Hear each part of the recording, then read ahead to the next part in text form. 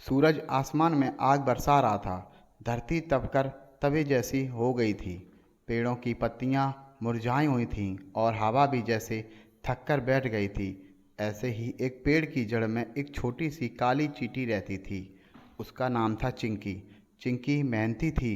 पूरे दिन अपने साथियों के साथ अनाज के दाने ढूंढती और उन्हें बिल में जमा करती थी।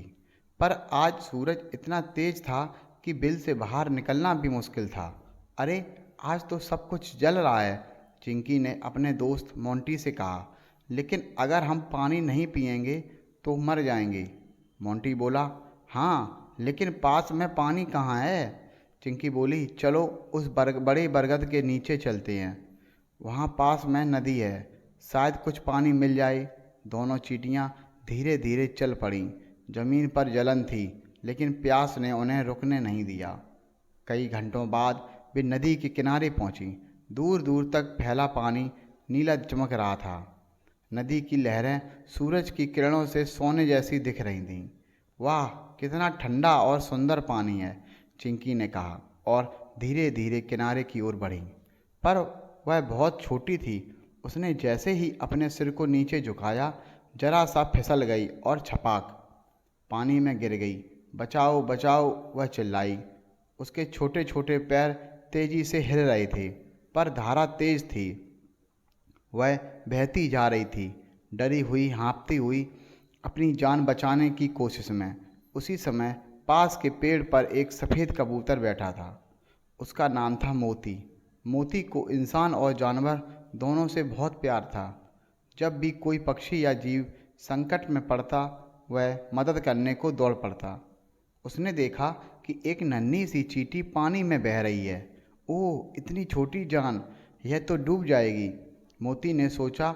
उसने जल्दी से अपनी चोंच में एक बड़ा सा पत्ता तोड़ा और उड़कर पानी के ऊपर पहुंच गया। धीरे से उसने वह पत्ता चिंकी के पास गिरा दिया और बोला, ए छोटी बहन, इस पर चढ़ जा, जल्दी।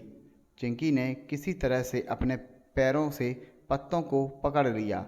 थोड़ी देर में वह पत्ता धीरे धीरे किनारे की ओर बहने लगा। कुछ ही समय बाद वह सुरक्षित किनारे पर थी। चिंकी ने जैसे तैसे सांस ली। पानी उसके ऊपर शरीर से टपक रहा था, लेकिन उसकी आंखों में चमक थी।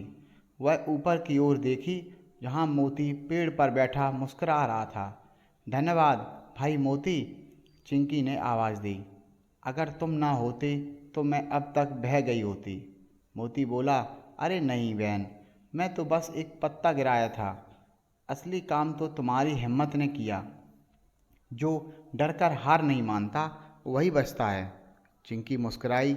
यह पहला मौका था जब किसी ने उसकी जान बचाई थी। उस दिन से वह रोज़ नदी के किनारे आती और पेड़ के नीचे मोती से बातें करती। धीरे धीरे दोनों के बीच एक प्यारी दोस्ती हो गई। मोती सुबह उड़ने से पहले चींटी से मिलता, उसे अपने रोमांचक उड़ानों की बातें बताता। चिंकी भी बताती कि कैसे वह और उसकी टोली अनाज इकट्ठा करती, कैसे बारिश के पहले तैयारी करती। एक दिन चिंकी ने कहा, मोती, तुम्हारे पंख कितने सुंदर हैं। काश मेरे भी ऐसे पंख होते तो मैं भी उड़ सकती। मोती हंसा, और मुझे तुम्हारी मेहनत चाहिए। तुम तो छोटी होकर भी दिन भर मेहनत करती हो। दोनों हंसे। सूरज ढल गया। हवा में एक मीठी सी शांति थी, एक सच्ची दोस्ती की। कुछ ही दिन बीते।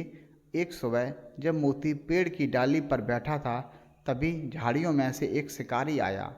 उसके कंधे पर बंदूक थी और आंखों में शिकार की चमक।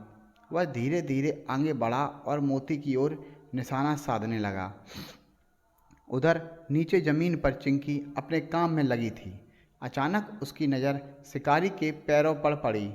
वह समझ गई, यह तो मेरे दोस्त मोती को मारने आया है। उसका दिल तेजी से धड़कने लगा।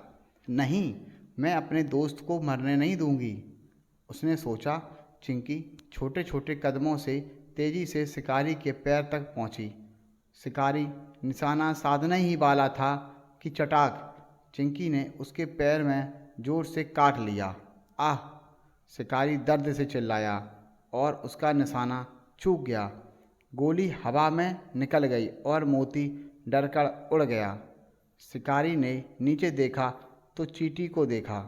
अरे, इस नन्ही ने मुझे काटा, वह बड़बड़ाया। इतनी छोटी होकर भी, पर जब तक वह कुछ करता, चिंकी अपने बिल में छिप चुकी थी। मोती कुछ देर बाद वापस आया। चिंकी, तुमने मेरी जान बचाई, उसने भावुक होकर कहा। चिंकी बोली, भाई, मैंने वही किया जो तुमने मेरे लिए किया था। हम दोनों ने बस एक दूसरे का कर्ज चुकाया है।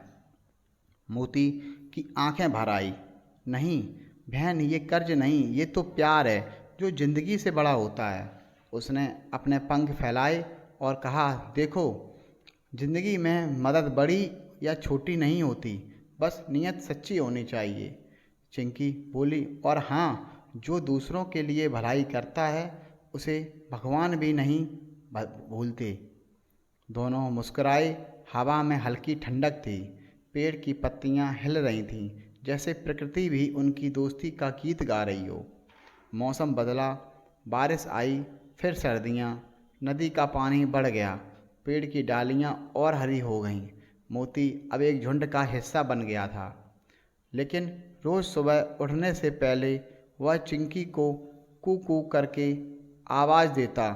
चिंकी भी ज़मीन से सिर उठाकर जवाब देती, जा भाई, सुरक्षित लौटना।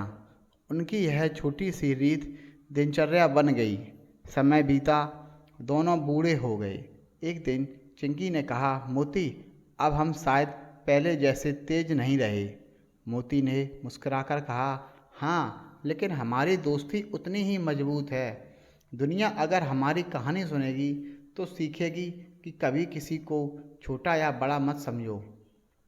हर जीव, हर इंसान किसी का सहारा बन सकता है। चिंकी बोली, हाँ, और सबसे बड़ी बात, जब भी किसी की मदद का मौका मिले, मत चूको। कभी न कभी वही मदद तुम्हारे पास लौटकर आएगी। दोनों ने आसमान की ओर देखा। सूरज की किरणें सुनहरी हो रही थीं। नदी का पानी झिलमिला रहा था। ऐसा लग रहा था मानो प्रकृति खुद कुछ कह रही हो। नेकी का फल हमेशा नेकी ही होता है। कहानी की सीख भी, कभी किसी की मदद को छोटा मत समझो। सच्चा मित्र वही होता है जो संकट में साथ दे। भलाई का कोई आकार नहीं होता, उनका भाव ही सबसे बड़ा होता है। नेकी का फल देरी से ही सही ज़रूर मिलता है।